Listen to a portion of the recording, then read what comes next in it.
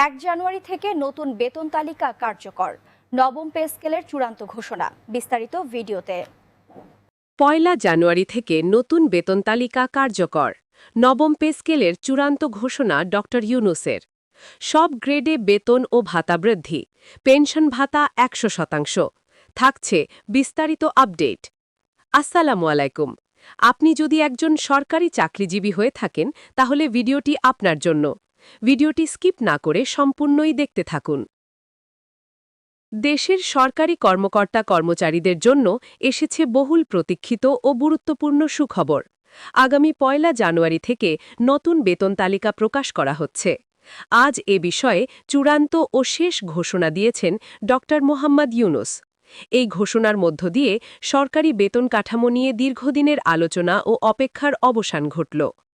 আজ ১৩ ডিসেম্বর রাজধানীর যমুনা ভবনে অনুষ্ঠিত এক গুরুত্বপূর্ণ বৈঠকে এসব ঘোষণা দেওয়া হয়।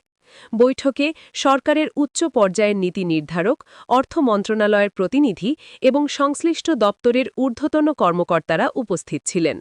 বৈঠক শেষে ড ইউনূস আনুষ্ঠানিকভাবে নতুন বেতন কাঠামো ও নবম পে স্কেল কার্যক্রমের ঘোষণা দেন।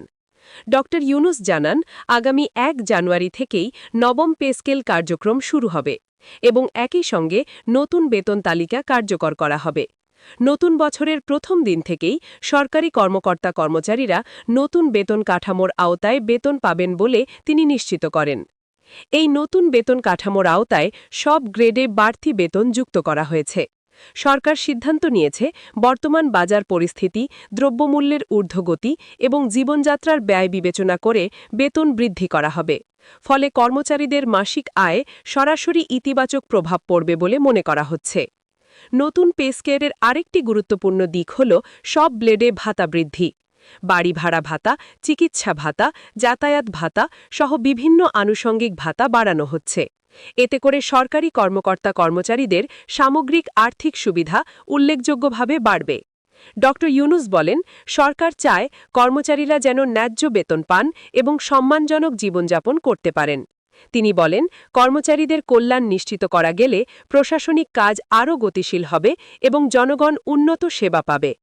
এই ঘোষণায় সবচেয়ে বড় যে সিদ্ধান্তটি এসেছে তা হল পেনশন ভাতা বৃদ্ধি। বৈঠকে জানানো হয়, অবসরপ্রাপ্ত সরকারি কর্মচারীদের পেনশন ভাতা ১০০% করা হচ্ছে।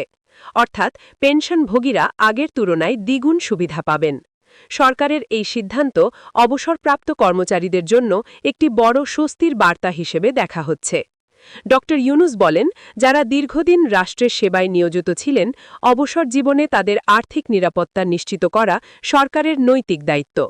সেই চিন্তা থেকেই পেনশন ভাতা ১০০% করার সিদ্ধান্ত নেওয়া হয়েছে। বৈঠকে আরও জানানো হয়, ১ জানুয়ারি থেকেই নতুন বেতন তালিকা প্রকাশ করা হবে। সংশ্লিষ্ট সব দপ্তর ও মন্ত্রণালয়কে প্রয়োজনীয় প্রস্তুতি সম্পন্ন করার নির্দেশ দেওয়া হয়েছে, যাতে নতুন বেতন কার্যকর করতে কোনো ধরনের জটিলতা না থাকে। সরকারি সূত্র জানায়, নবম পে স্কেল বাস্তবায়নের জন্য দ্রুত গ্যাজেট প্রকাশ করা হবে। একই সঙ্গে বেতন সংক্রান্ত যে কোনো সমস্যা সমাধানের জন্য আলাদা টিম গঠন করা হবে, যাতে কর্মকর্তা কর্মচারীরা ভোগান্তির শিকার না হন। ড ইউনূস আরও বলেন, নতুন পে স্কেল বাস্তবায়নের মাধ্যমে সরকারি কর্মচারীদের মনোবল বৃদ্ধি পাবে। এতে কর্মদক্ষতা বাড়বে এবং প্রশাসনিক কার্যক্রমে আরও শৃঙ্খলা ও গতি আসবে। এই ঘোষণার পর সরকারি কর্মকর্তা কর্মচারীদের মধ্যে স্বস্তি ও আনন্দের প্রতিক্রিয়া দেখা গেছে। অনেকেই বলছেন, দীর্ঘদিন পর বাস্তবসম্মত ও সময়োপযোগী একটি সিদ্ধান্ত নেওয়া হয়েছে। নতুন বছরের শুরুতে এই ঘোষণা তাদের জন্য বড় উপহার হিসেবে এসেছে। অবসরপ্রাপ্ত কর্মচারীরাও পেনশন ভাতা ১০০% বৃদ্ধির ঘোষণায় সন্তোষ প্রকাশ করেছেন। তাদের মতে, বর্তমান সময়ে চিকিৎসা ও দৈনন্দিন ব্যয় বেড়ে যাওয়ায় এই সিদ্ধান্ত অত্যন্ত গুরুত্বপূর্ণ।